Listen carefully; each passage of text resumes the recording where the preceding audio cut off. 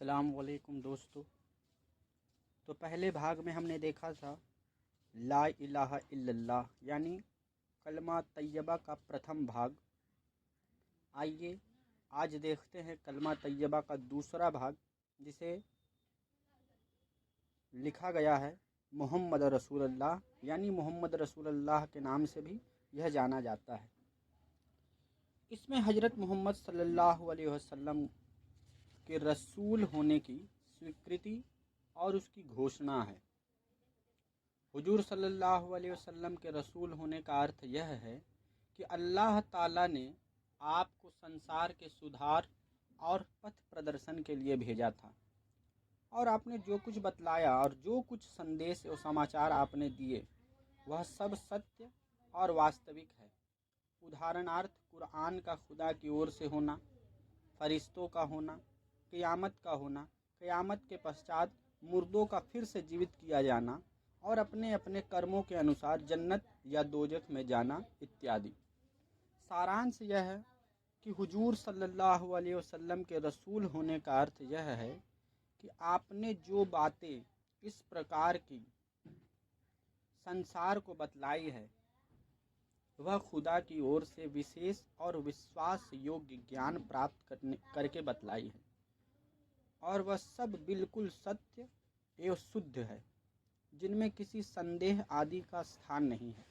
और इसी प्रकार आपने लोगों को जो निर्देश और आदेश दिए वह सब वास्तव में खुदा के निर्देश और आदेश हैं जो आप पर उतारे गए।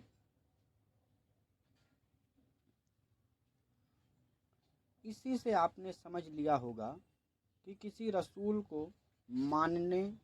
से स्वयं ही यह अनिवार्य हो जाता है कि उसके प्रत्येक निर्देश तथा आदेश को माना जाए, क्योंकि अल्लाह ताला किसी को अपना रसूल इसीलिए बनाता है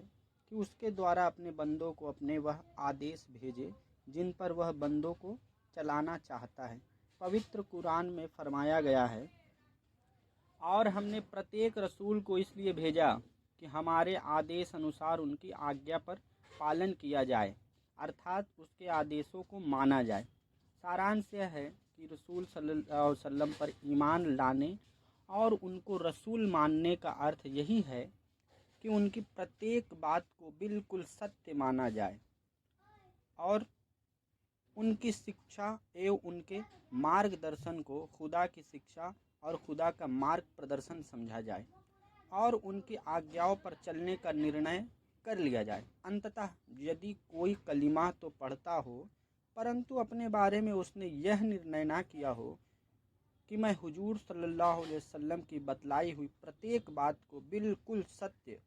और उसके विपरीत समस्त बातों को अशुद्ध जानूंगा और उनकी शरीयत यानी धर्मशास्त्र और उनके आदेशों पर चलूँगा, तो वह आदमी वास्तव में मोमिन और मुसलमान ही नहीं है, और कदाचित उसने मुसलमान होने का अर्थ ही नहीं समझा है।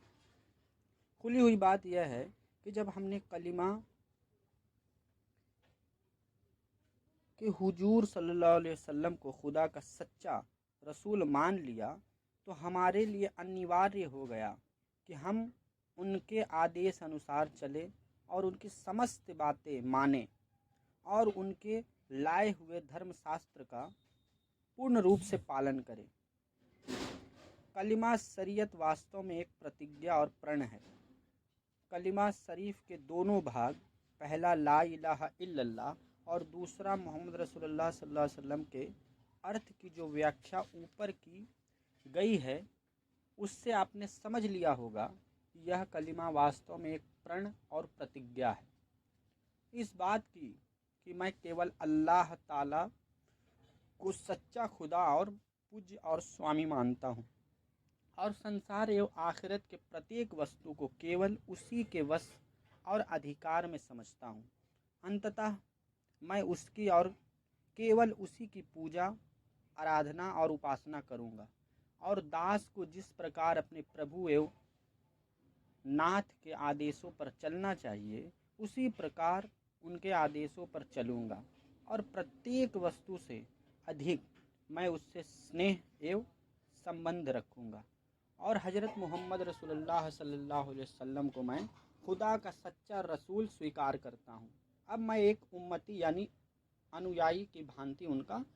आज्ञा पालन करूँगा और उनके लाए हुए धर्मशास्त्र पर चलता रहूँगा। वास्तव में इसी प्रण और प्रतिज्ञा का नाम ईमान है और तौहीद व रिसालत की गवाही देने का भी यही अर्थ है। अतएव कलिमा पढ़ने वाले प्रत्येक मुसलमान को चाहिए कि वह अपने को इस प्रतिज्ञा और गवाही में बंधा हुआ समझे और उसका जीवन इसी सिद्धांत के अनुसार व्यतीत हो, ताकि वह अल्लाह के निकट एक सच्चा मोमिन व मुस्लिम हो और मुक्ति तथा जन्नत का अधिकारी बन सके। ऐसे भाग्यशालियों के लिए बड़ी शुभ सूचनाएं वर्णन की गई है जो पवित्र कलमे के इन दोनों भागों तौहीद व रिसालत को सच्चे दिल से स्वीकार करे और हृदय तथा जिह्वा एवं कर्म द्वारा इसकी गवाही दे। हजरत अनस का वृत्तांत है कि रसूलुल्लाह सल्लल्लाहु अलैहि वसल्लम यानी हजरत अनस रज़ियल्लाहु ताला अन्हु रसूलुल्लाह सल्लल्लाहु अलैहि वसल्लम ने हजरत मुआज से फरमाया रज़ियल्लाहु ताला अन्हु, जो कोई सच्चे दिल से ला इलाहा इल्लल्लाह मुहम्मद रसूलुल्लाह सल्लल्लाहु अलैहि वसल्लम की गवाही दे तो अल्लाह ताला ने दोजक यानी कि नरक की अग्नि ऐसे व्यक्ति पर हराम कर दी है। बुखारी व मुस्लिम की हदीस है। भाइयों, ला इलाहा इल्लल्लाह मुहम्मद रसूलुल्लाह सल्लल्लाहु अलैहि वसल्लम का वास्तविक परिचय और इसके भारीपन को भली भांति समझ के हृदय और जिह्वा से इसकी गवाही दो और निर्णय कर लो कि अपना जीवन इसी गवाही के अनुसार व्यतीत करेंगे, ताकि हमारी गवाही झूठी ना रहे, क्योंकि इस गवाही पर ही हमारा ईमान व इस्लाम और हमारी नजात यानी मुक्ति निर्भर है। अंततः चाहिए कि ला इलाहा इल्लल्लाह मुहम्मद रसूलुल्लाह सल्लल्लाहु अलैहि वसल्लम हमारा दृढ़ विश्वास तथा ईमान हो। ला इलाहा इल्लल्लाह मुहम्मद रसूलुल्लाह सल्लल्लाहु अलैहि वसल्लम हमारी प्रतिज्ञा और ऐलान हो। ला इलाहा इल्लल्लाह मुहम्मद रसूलुल्लाह सल्लल्लाहु अलैहि वसल्लम हमारे जीवन का सिद्धांत और सकल संसार के लिए हमारा संदेश हो। इसी को फैलाने तथा ऊंचा करने के लिए हम जिए और मरे। शुक्रिया।